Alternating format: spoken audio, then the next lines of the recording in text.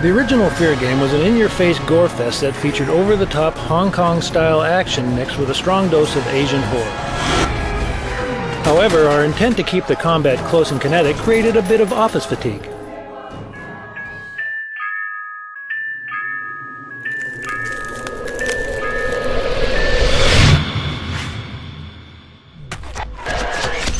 While Fear's combat encounters were dynamic and visceral, the constant stream of confined environments became somewhat repetitive.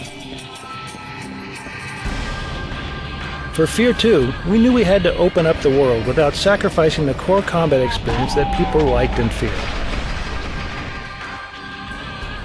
To pull this off effectively, we spent a lot of time in the field studying real-world locations and observing real-world examples of just about every reproducible space in the game. We did this to make sure that we were creating believable environments that would work within our set goals. Once this information was compiled, we moved forward with production. For interior spaces, we needed more spatial variances along the gameplay path to open up the corridors. For example, we added more atriums, lobbies, and other visual cues to create more dynamic environments.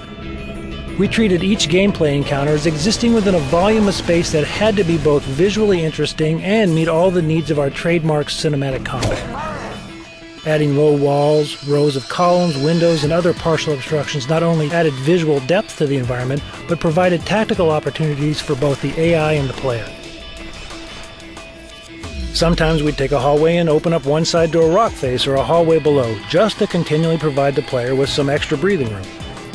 These changes enabled us to open up the interior spaces without sacrificing gameplay.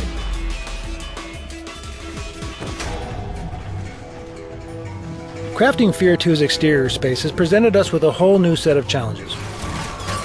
One of the benefits of the close-quarter combat from Fear was that it kept the action close. When we opened up the world, we found the encounters changed a bit as a result. To solve this, we created spaces that provided both long-range combat opportunities and the close-quarters cover needed for traditional fights. This allowed us to dynamically mix up the range of a fight as it progressed, providing a more varied and rewarding experience without sacrificing what made the combat in Fear so unique. On top of this, we introduced new AI types that took advantage of the larger spaces and mixed them in with the regular soldiers. This helped to keep our combat kinetic, fast, and brutal. Adding in larger, more open environments and varying the spacing in our interior levels helped to improve the pacing of our game. It also let us show off some dramatically different AI tactics and provided an opportunity for some of our favorite elements in the game, such as the elite-powered armored sequences.